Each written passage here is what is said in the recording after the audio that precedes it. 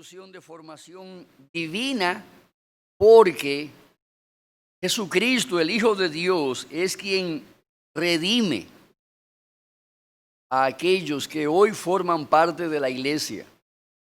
Cristo es quien saca o libera de la esclavitud el pecado y hace libre a aquellos que forman parte de la iglesia del Señor.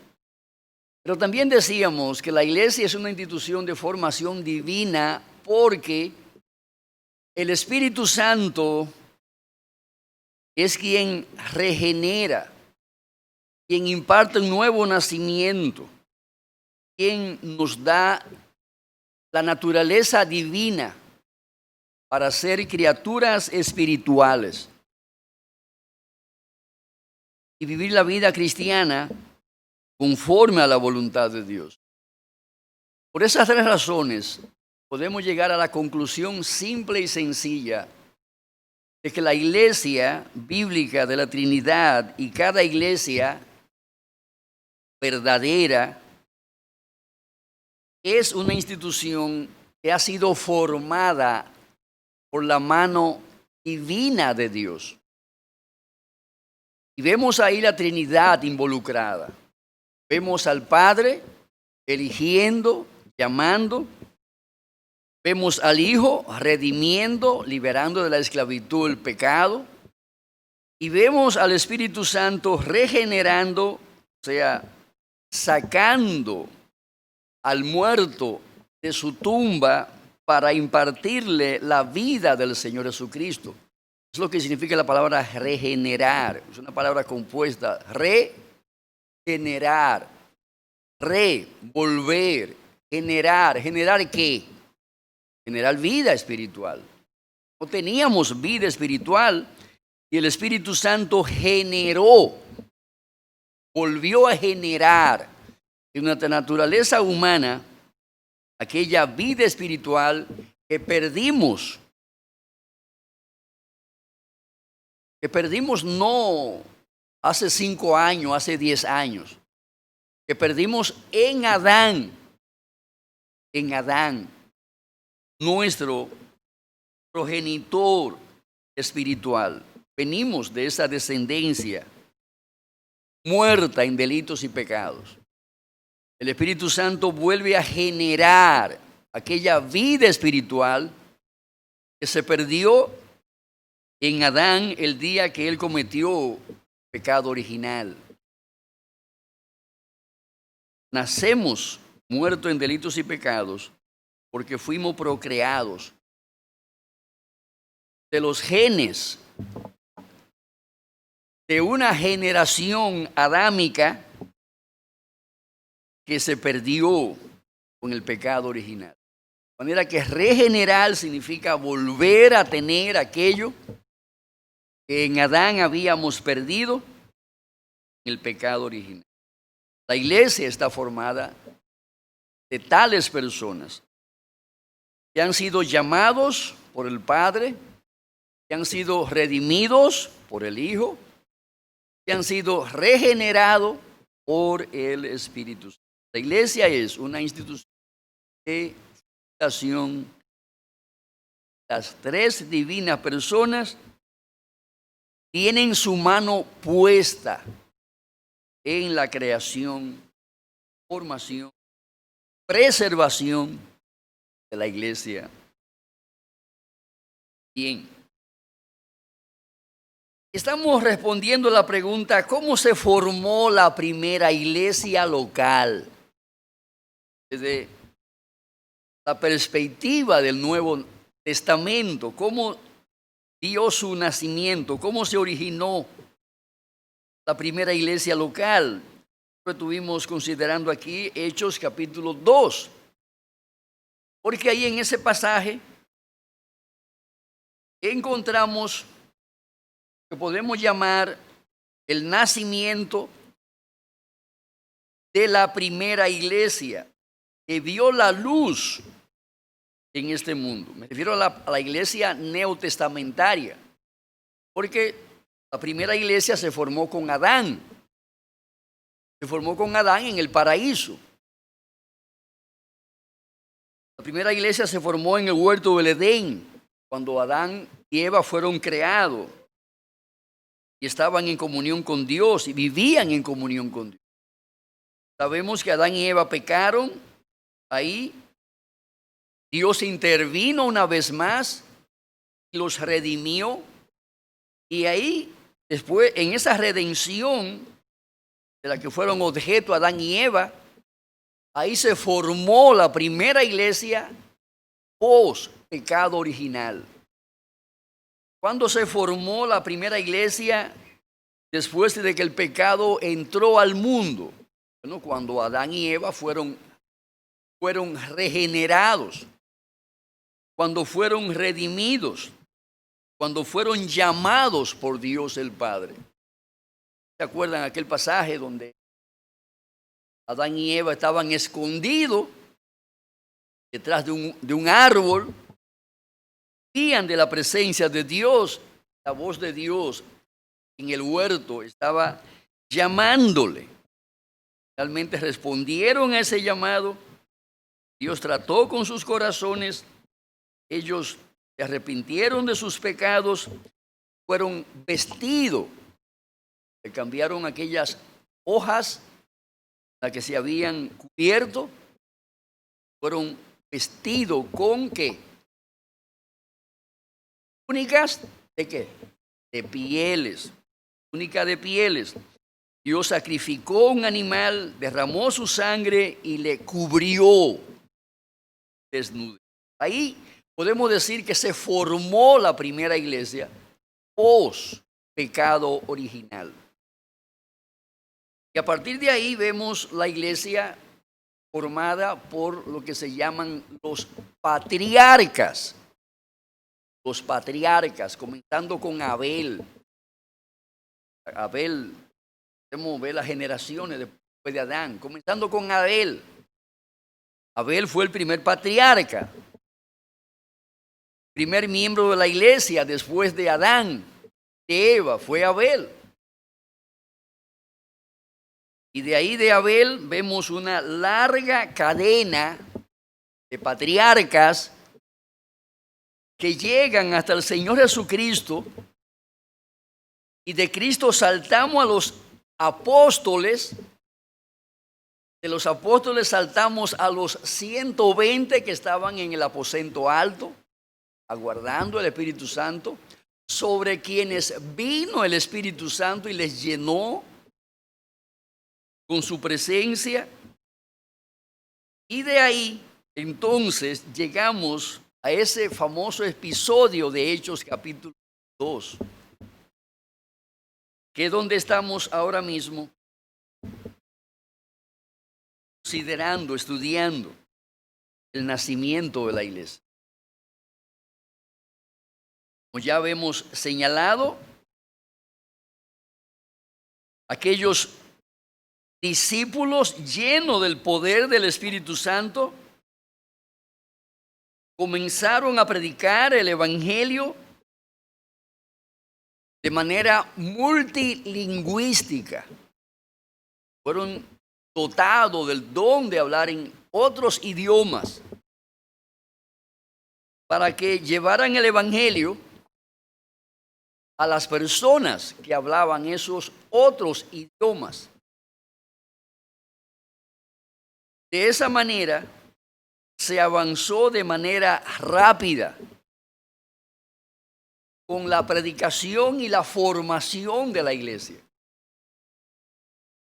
Imagínese usted que uno de esos predicadores tuviese que sentarse a aprender 2 o 3 años uno de esos dialectos que hablaban los pardos o los elamitas o los de la zona de África o los de la zona de Asia, donde hay decenas de dialectos o habían.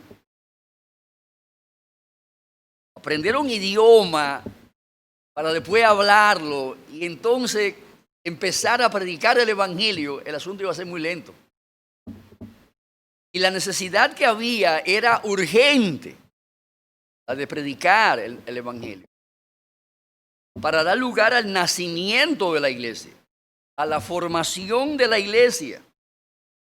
por la urgencia y la premura que había, viendo de otras cosas, ¿verdad? O razones. Dios impartió el don de hablar en otros idiomas a un grupo selecto de personas que fueron llenos del poder del Espíritu Santo. Para que así, llenos del poder del Espíritu Santo, pudieran predicar el Evangelio y discipular en sus propios idiomas a esas personas que se daban cita allí en Jerusalén para conmemorar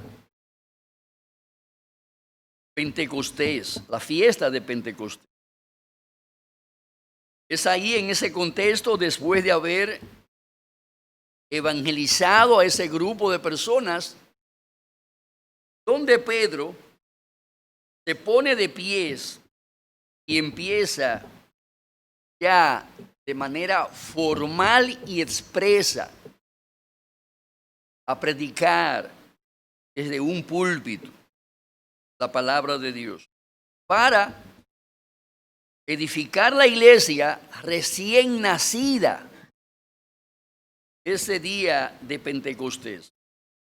En ese primer sermón, en Hechos capítulo 2, vemos que Pedro se pone de pie junto con los demás apóstoles y ahí proclama un sermón que, cuando lo analizamos, tenía diferentes características. Primero que nada, Pedro predicó un sermón escritural. Pedro tomó el Antiguo Testamento,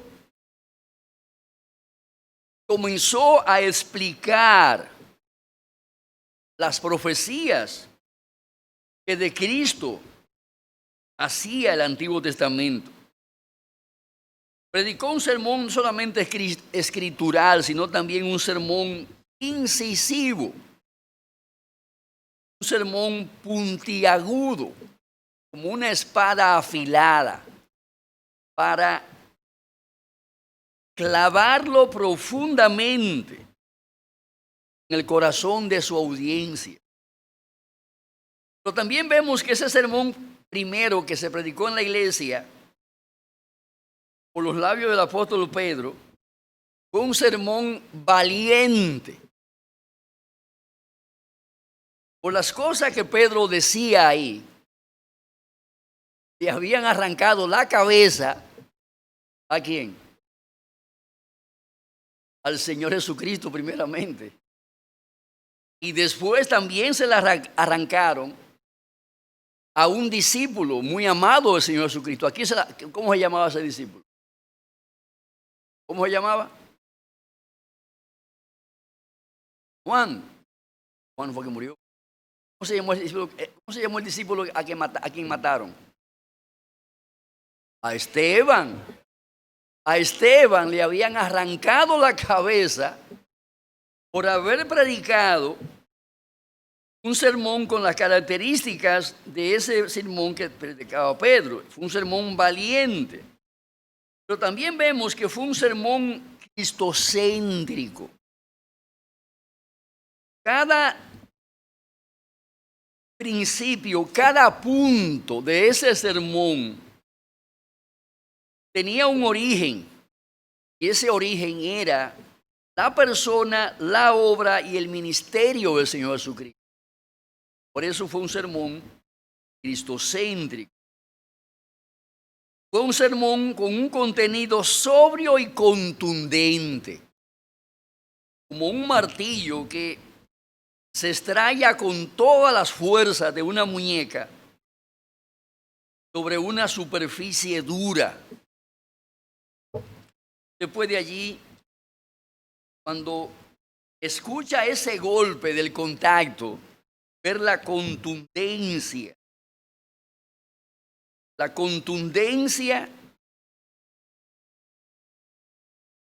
pero también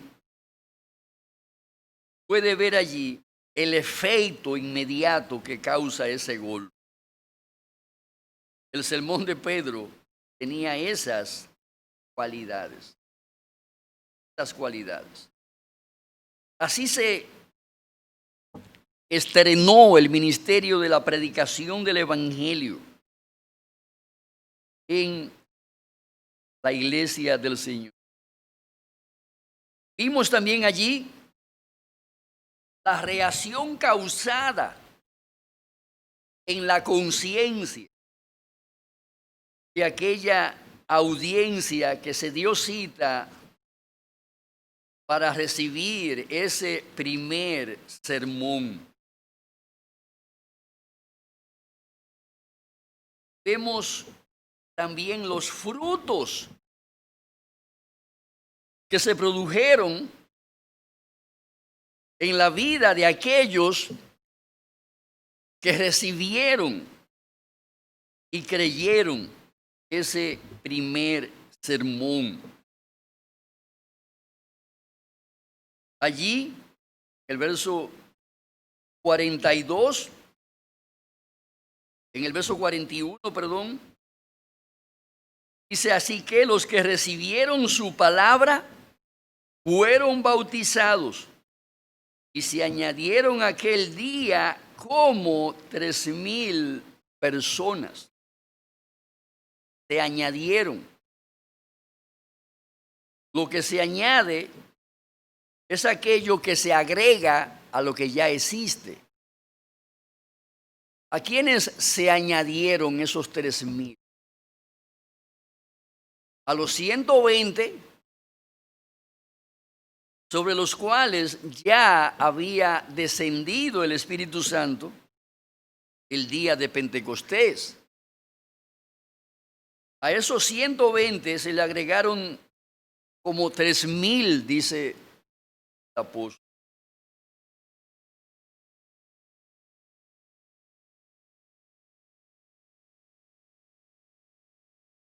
¿Cómo fueron añadidos? ¿Cómo fueron agregados o congregados junto con los 120? ¿Cuál fue la puerta de entrada? Queremos decir también, ¿cuál fue la puerta de entrada para que entraran al grupo, se añadieran al grupo? El bautismo. ¿Recibieron su palabra?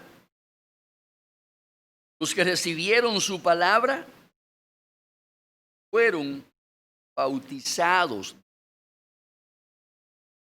Ya seguidas, punto y coma, y producto de ese bautismo se añadieron. Ellos no se añadieron antes de ser bautizados. Ellos se añadieron después de ser bautizados. Antes, Carlos. Se añadieron después de ser bautizados. Y esto, hermano, tiene una implicación práctica, porque muchas veces nos preguntan: ¿qué a mí hay que bautizarme para formar parte de la iglesia? A mí no me hace inmediatamente. Yo creo, yo no. ¿Por qué no deba ser añadido a la iglesia para disfrutar de los privilegios de la membresía? ¿Por qué no? Argumentan mucho. ¿No? El orden divino está puesto aquí por los apóstoles. Nosotros no fuimos los autores de la Biblia, ni tampoco fuimos los creadores del orden. Pues Dios. El orden que tenemos aquí es exactamente ese. Que recibieron su palabra, lo primero. ¿Qué tienen que recibir primero? La palabra. Después de la palabra, son bautizados. Y después de bautizado, entonces son añadidos de manera oficial a la membresía de la iglesia. Note el orden. Primero, habla aquí de que recibieron la palabra. Lo primero que una gente tiene que hacer, antes de recibirse como miembro, es recibir la palabra. Luego de haber recibido la palabra, si hay frutos de la obra de esa palabra en la vida de la persona, entonces debe de ser bautizada, no antes, no al revés. Las iglesias, tan pronto la persona levanta la mano, pasa al frente, hace una oración, supuestamente ya está convertida y procede a recibir el bautismo. Y a partir de ahí empiezan a recibir la palabra. Eso es obviamente al revés a este orden que vemos aquí. Primero recibieron la palabra y luego fueron bautizados. Y luego de bautizado, entonces se añadieron aquel día, que fue el mismo día del bautismo, aquel día, ¿cuál día? El día que fueron bautizados o después que fueron bautizados. Aquel día fueron la membresía de la iglesia local. Está bien claro ahí en ese. Ahora, una vez bautizados, ¿qué hacían? ¿En qué consistía su agenda? Su agenda de vida, su agenda de vida de iglesia. La gente empezaron a hacer vida de iglesia. Ellos no se bautizaron y se quedaron por ahí desperdigados, donde cada quien hacía su agenda como le diera la gana. No. No recibieron la palabra y fueron bautizados. Después de bautizado, cada quien viva como quiera, haga como quiera, y ya son cristianos. Como quiera son cristianos, porque fueron bautizados. El error de los que bautizan niños es terriblemente garrafal y horriblemente dañinos para la vida de la persona. Es corroedor de los cimientos de la iglesia.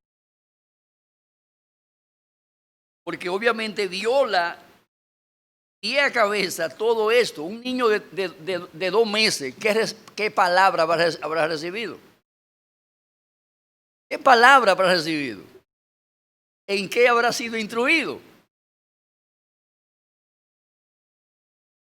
¿Cómo podrán creer? Su cabeza aún está vacía. Vacía del evangelio. Vacía del conocimiento de la verdad. Aunque su corazón está lleno de pecado, su mente está vacía del evangelio. Grave error. Esta gente tenían como agenda de vida la doctrina de los apóstoles, el versículo 42. En esas doctrinas, ¿qué hacían ellos? Dice ahí, perseveraban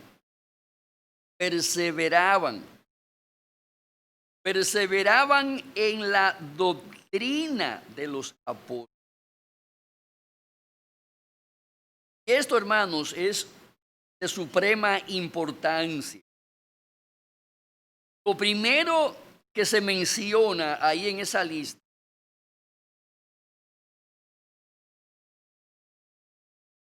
que define la agenda o que presenta la agenda de esos primeros creyentes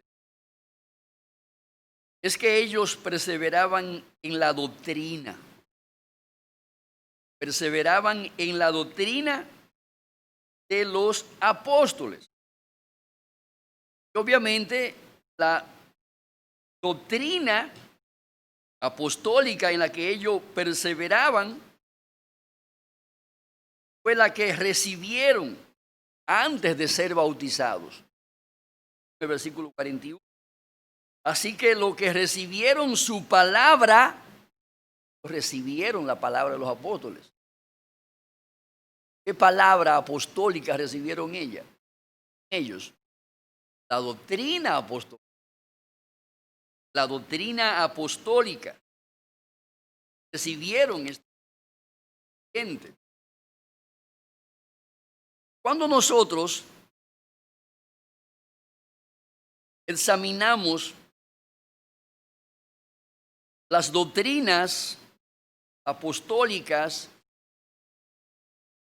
que aparecen ahí en ese texto de Hechos 2, ¿qué doctrinas encontramos allí?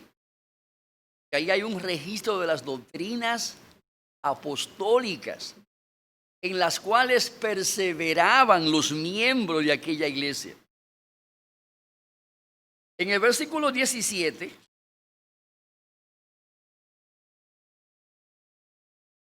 encontramos la doctrina del Espíritu Santo. En los postreros días, dice Dios, derramaré de mi espíritu sobre toda carne. ¿Qué doctrina apostólica encontramos ahí? La doctrina del Espíritu Santo. Estos creyentes, antes de ser bautizados, puede observar, recibieron la instrucción, la enseñanza sistemática de la doctrina del Espíritu Santo.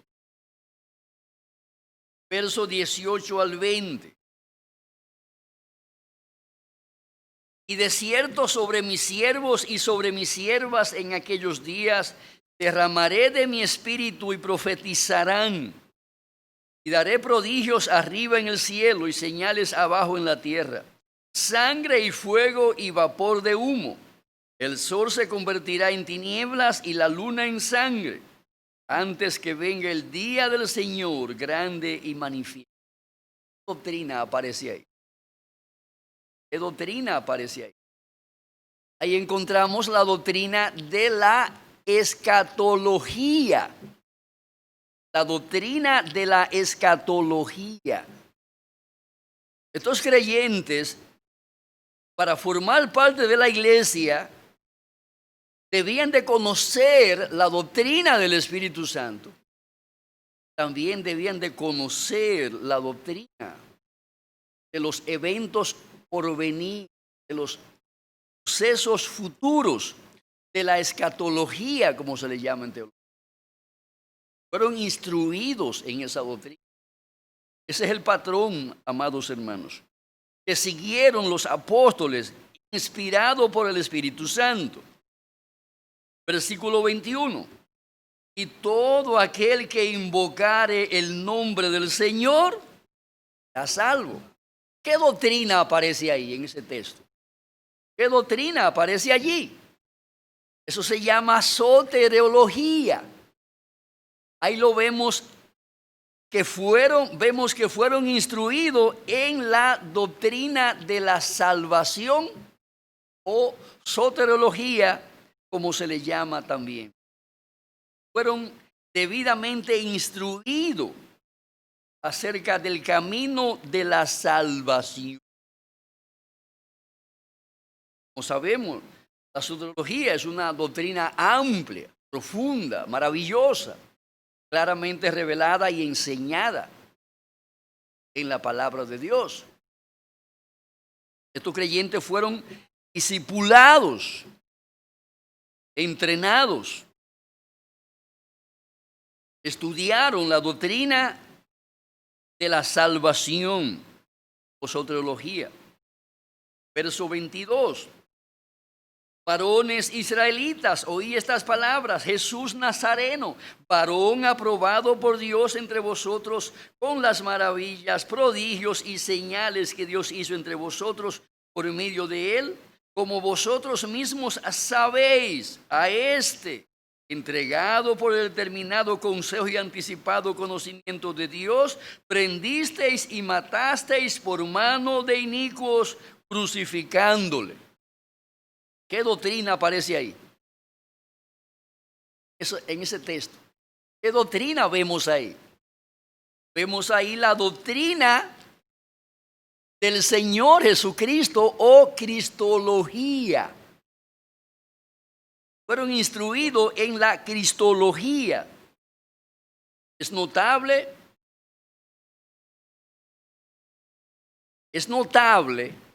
el lugar que ocupa esa doctrina en ese texto por la cantidad de versículos que en ese pasaje específico aparecen con relación a la persona, a la obra, al ministerio del Señor. Ahora, en ese pasaje también observamos otra doctrina que se destaca en él. ¿Cuál? Vamos a ver, ¿cuál doctrina más aparece ahí? Versículo 23. A este, entregado por el determinado consejo y anticipado conocimiento de Dios. ¿Qué doctrina es esa? La predestinación, la doctrina de la soberanía de Dios, claramente enseñada en ese versículo. La cristología corre mano a mano con la soberanía de Dios. Vemos cómo aquí los apóstoles la atan la una a la otra.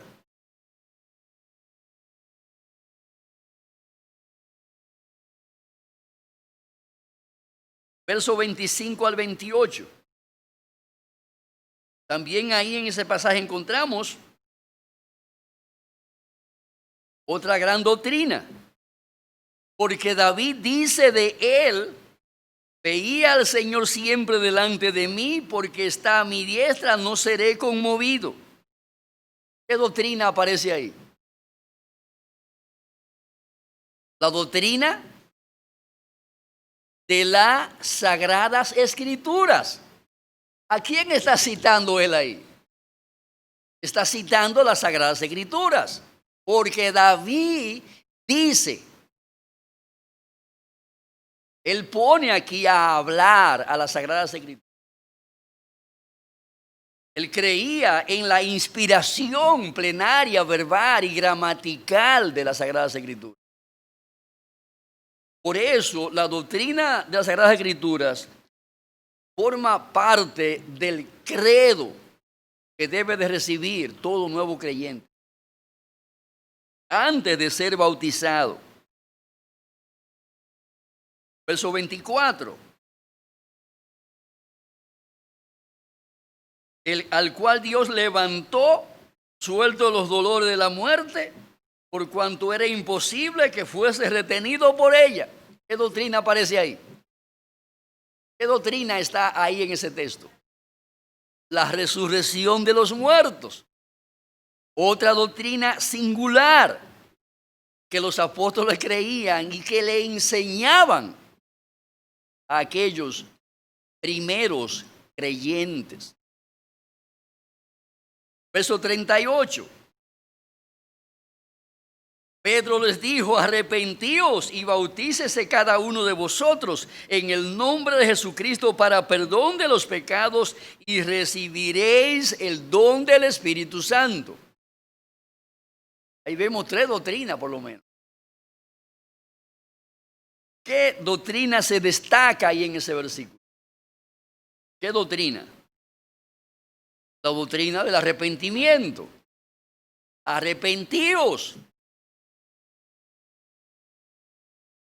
Los primeros creyentes fueron instruidos en la doctrina del arrepentimiento,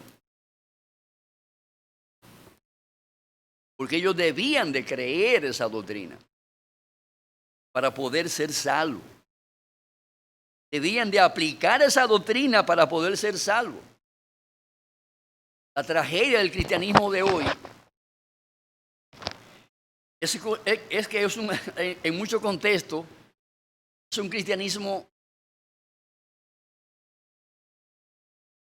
vacío, hueco, sin sustancia.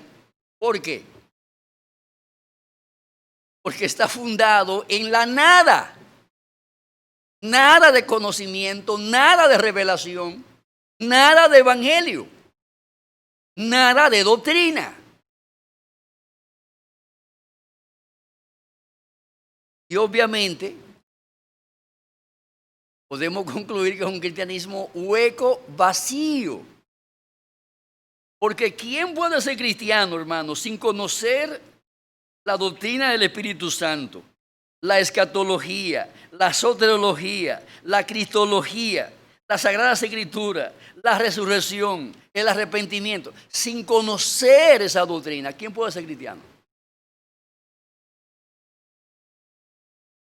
Como un médico, o alguien que quiere ser médico y va a la farmacia, compra un título de doctor. Nunca ha estado en el aula de la universidad.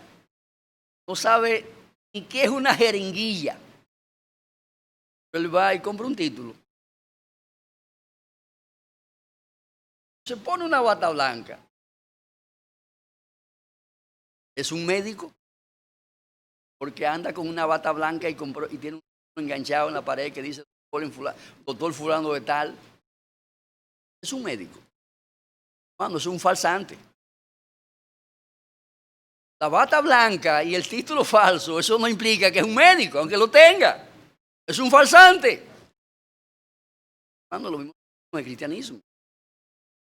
Conoceréis la verdad y la verdad hará libre. Pero hay que conocerla. Es la verdad conocida, creída y aplicada lo que da la libertad. No es la buena intención de querer ser libre, no es la verdad aplicada lo que da libre. Entonces, vemos aquí que esta gente creía en esta doctrina. Eso fue lo que le enseñaron a la primera iglesia. Verso 39. Porque para vosotros es la promesa y para vuestros hijos y para todos los que están lejos, para cuantos el Señor nuestro Dios llamare.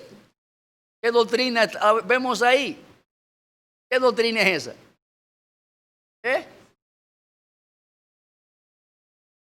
La doctrina del llamamiento eficaz. La doctrina del llamamiento eficaz a todo. A quien el Señor llamare, no los apóstoles, el Señor. Para ellos es la promesa. Porque para vosotros es la promesa. Y para vuestros hijos y no te lo ¿para quiénes es la promesa? Para cuantos el Señor nuestro Dios llamare. ¿En qué fueron instruidos esos primeros creyentes? En la doctrina del llamamiento eficaz e irresistible, como lo dicen algunos.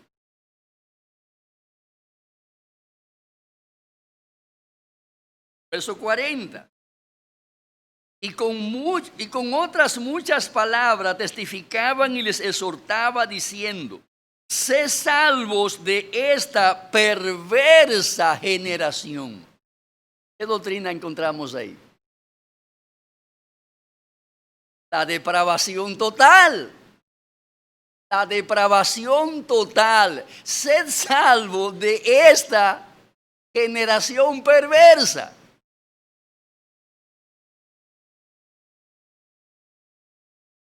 ¿Qué describe el apóstol aquí? La depravación total de la naturaleza humana.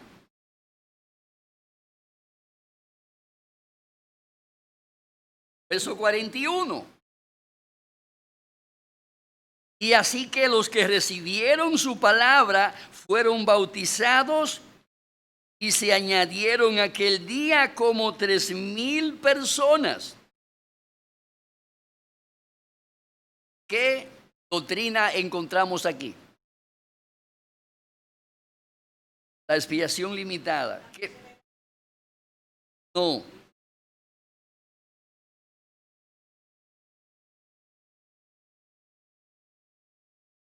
¿Qué doctrina vemos ahí? Vamos a ver. Así que los que recibieron su palabra fueron bautizados y se añadieron aquel día como 3,000 personas. ¿Qué doctrina aparece ahí? Aparecen varias doctrinas, naturalmente.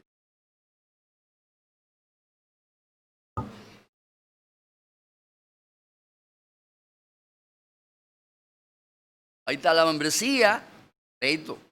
La doctrina de la membresía de la iglesia local.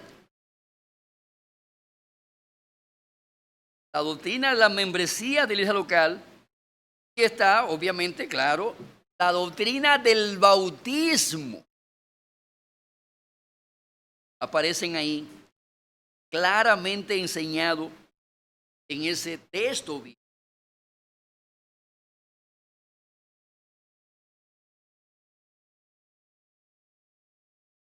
Verso 42.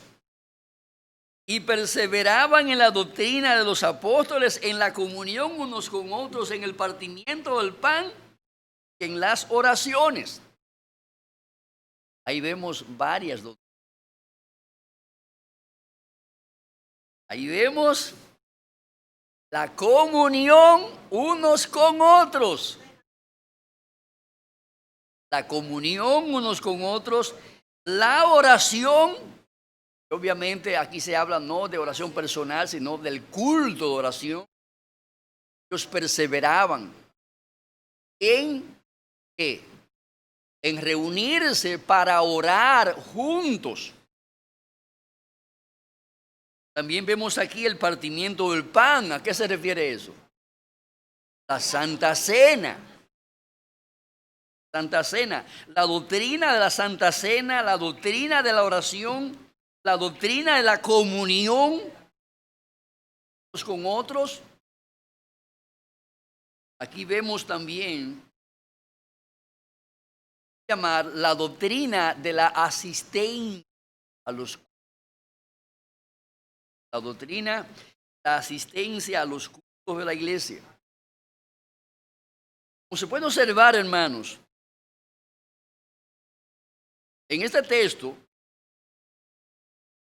aparece una lista importante de doctrinas básicas que deben de ser previamente enseñadas a una persona antes de ser bautizada. Antes de ser bautizada. No se debe de bautizar a una persona que ignora, que desconoce la doctrina.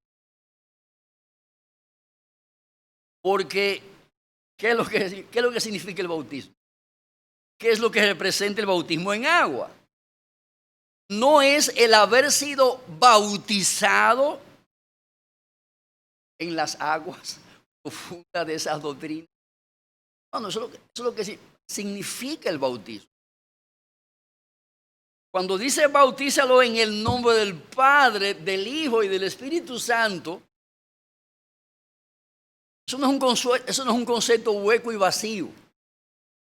Es un cliché.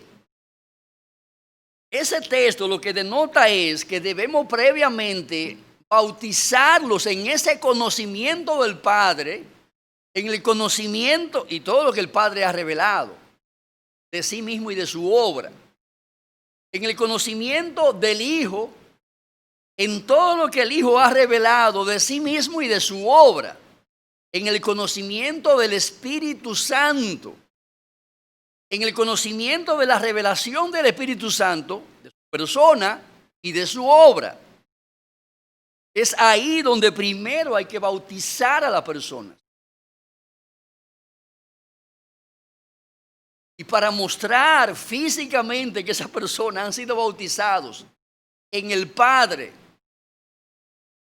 en el Hijo, en el Espíritu Santo, entonces bautizamos en el agua. Pero un bautismo en agua sin haber sido bautizado previamente en la revelación del Padre, su persona y su obra, en la revelación del Hijo, su persona y su obra, en la revelación del Espíritu Santo, en su persona y en su obra, sin haber sido bautizado en ello, sirve tanto como el bautismo en agua que usted se da cada vez que usted se mete en una ducha y se moja. Se santifica de su pecado, ese bautismo. Cada vez que usted se mete en una ducha y se baña, bautizar. Usted no lo santifica del pecado. Lo salva ese bautismo. Cada vez que usted se mete en la ducha y se baña. En la pileta, la llena de agua y se zambulle ahí. O en un charco en la playa. Eso no representa ninguna obra espiritual hecha por Dios en su vida. Así tampoco un bautismo que no esté precedido por el estudio de estas doctrinas sirve de nada, hermano. No sirve de nada. Mateo 28, 19 está bien claro. Id pues y haced discípulos a todas las naciones. Eso es lo primero, hermano. No es al revés. No dice, vayan a todas las naciones, bauticen y hagan discípulos. ¿Qué dice? Dice ahí, haced discípulos. ¿Qué significa ser discípulo? Ser discípulo significa sentarse con una persona para instruirle. ¿En qué? En la doctrina del Espíritu Santo, en la doctrina de la escatología, en la doctrina de la soteriología, en la doctrina de la cristología, en la doctrina de la escritura, en la doctrina de la resurrección, del arrepentimiento, del llamamiento, de la depravación, de la conversión, del bautismo, de la membresía, etcétera, etcétera. Eso es hacer discípulo. Un discípulo es alguien que conoce esa doctrina, que la ha estudiado, la cree, la está viviendo. Eso es un discípulo. No se puede ser discípulo de Jesucristo. No se conoce el Evangelio del Señor. ¿De qué? ¿Discípulo de qué? Yo pregunto. Nadie puede obedecer lo que no conoce.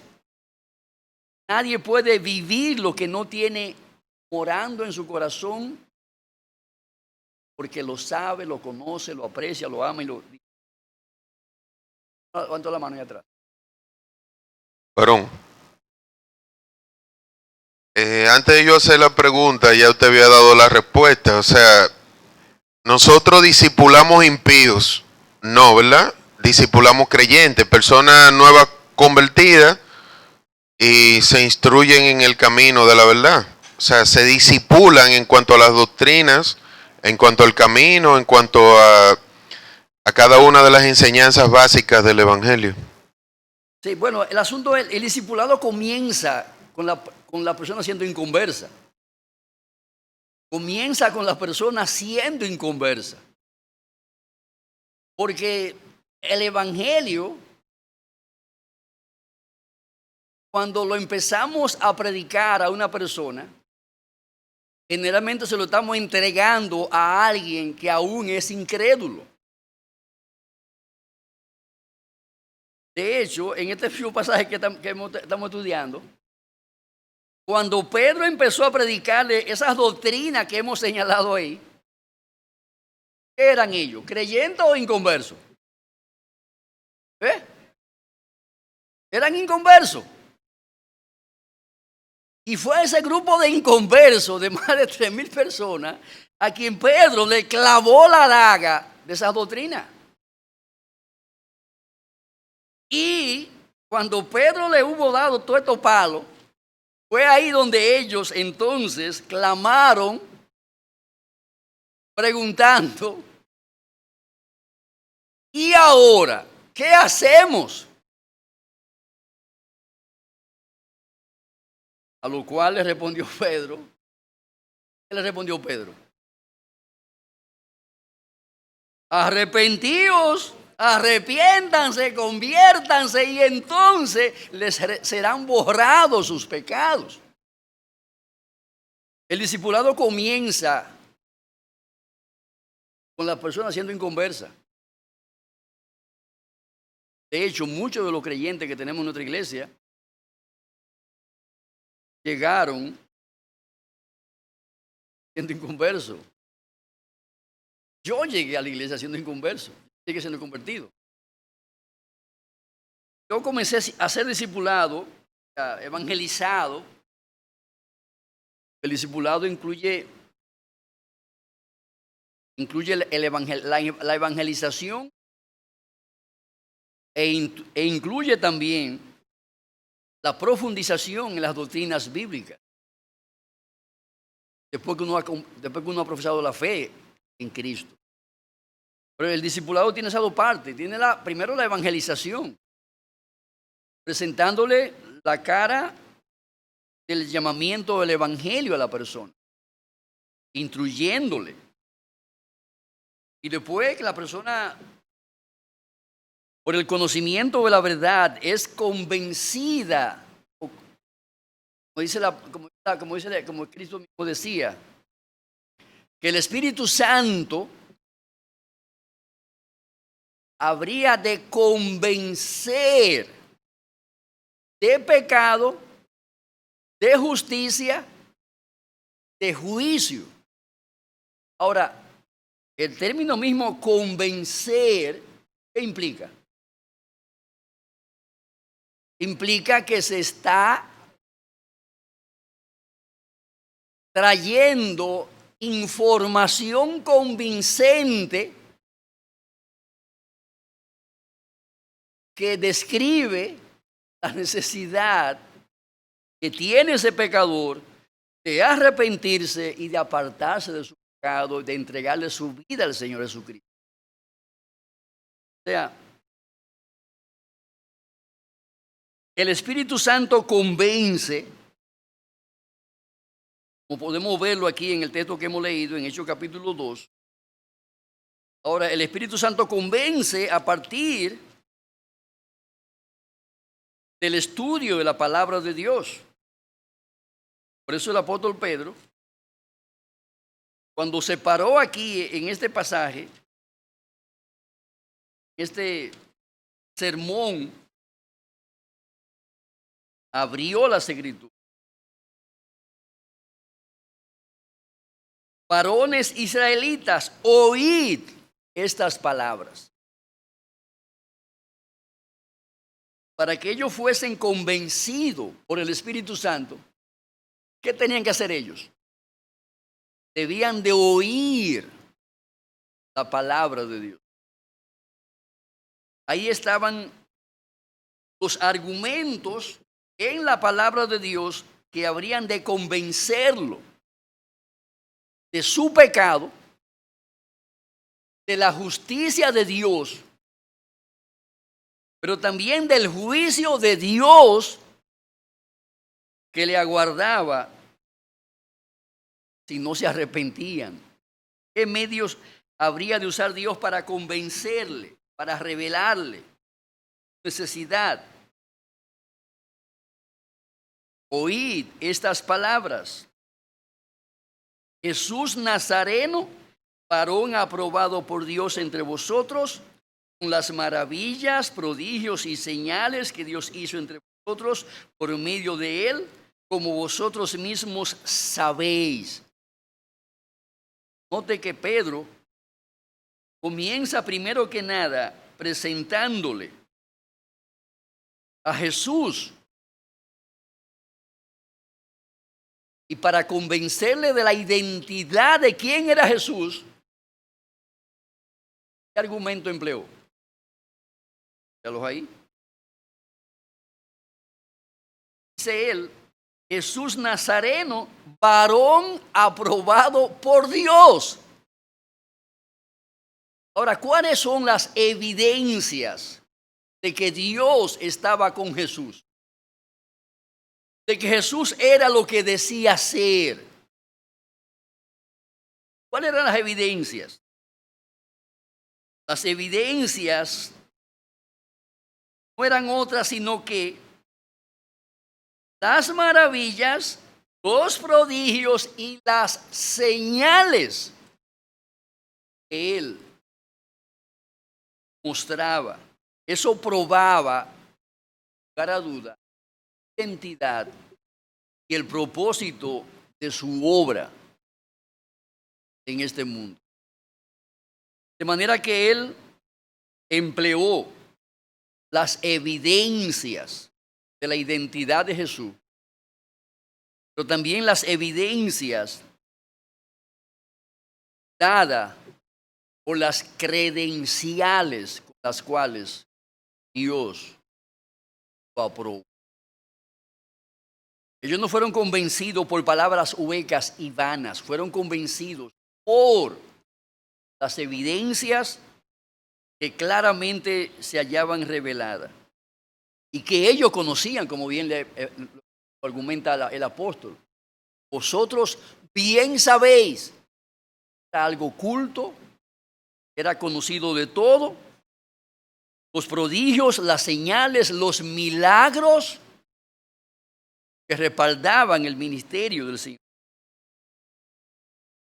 Cada creyente que ha de ser admitido en la iglesia debe de ser debidamente instruido en la doctrina del Espíritu Santo, en la doctrina de la escatología, en la doctrina de la soteriología, en la doctrina de la cristología, la doctrina de las Sagradas Escrituras, en la doctrina de la resurrección, en la doctrina del arrepentimiento, del llamamiento eficaz, en la doctrina del pecado, en la doctrina de la conversión, en la doctrina del bautismo, en la doctrina de la membresía de la iglesia, en la doctrina de la Santa Cena, en la doctrina de la comunión, en la doctrina de la oración, etcétera, etcétera. En esas aguas debe de ser bautizado tu espíritu, tu alma. Primero, pues, ¿de qué? Esas doctrinas ocupan un lugar central en la vida de esa persona que está viviendo a la luz de ella. Entonces procedemos a bautizarle y a recibirle como miembro de la iglesia para que disfrute de los privilegios de la iglesia, de la membresía de la iglesia local, para que disfrute también, o para que asuma también las responsabilidades o deberes que asume cada miembro de la iglesia local. Ese es el camino para llegar a ser miembro. El desorden que hay hoy en montones de iglesias se debe justamente a ignorar esa práctica apostólica plasmada en la Biblia para que la imitemos y nos apartemos de ahí.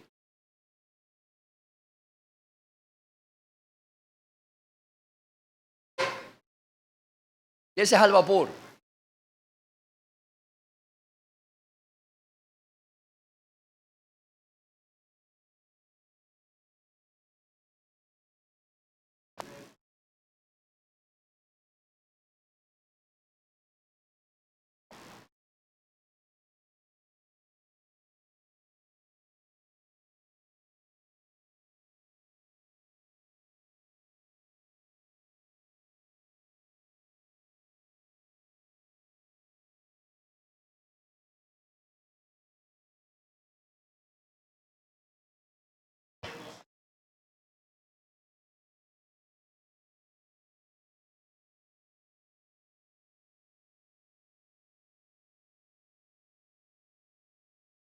Así es.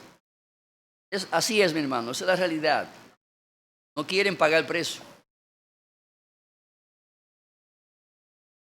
Y, amados hermanos, yo quiero llegar con 5 al cielo y no con 100 al infierno. Esa es la realidad. Y ese principio, desde que comenzamos esta iglesia hace 30 años, vamos a cumplir 30 años ahora en octubre. Ahora en octubre vamos a cumplir 30 años, el día 3 de octubre. 30 redondo, 3 de octubre. Ha sido nuestra filosofía, hermanos, y yo espero en el Señor que no nos permita, bajo ninguna circunstancia, apartarnos de ahí. Ese es el modelo que vemos ahí en los... interesan números para nada. Que conozcan, que amen y que vivan la verdad, prometida con el estudio serio y diligente de las Escrituras, para vivir ese evangelio. Eso es, hermanos, lo que da gloria a Dios primero, y hace bien a nuestras almas en segundo lugar. El cristianismo falsificado, falso, es dañino para todo y en todo. Dañino para todo y en todo. La realidad.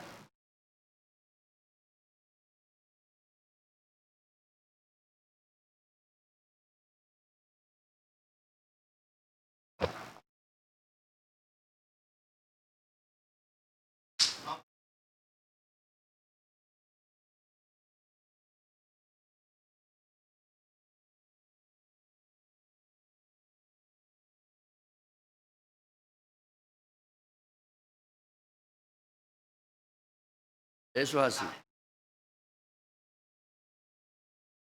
Eso es así, mi hermano. Que Dios nos ayude a vivir esa palabra.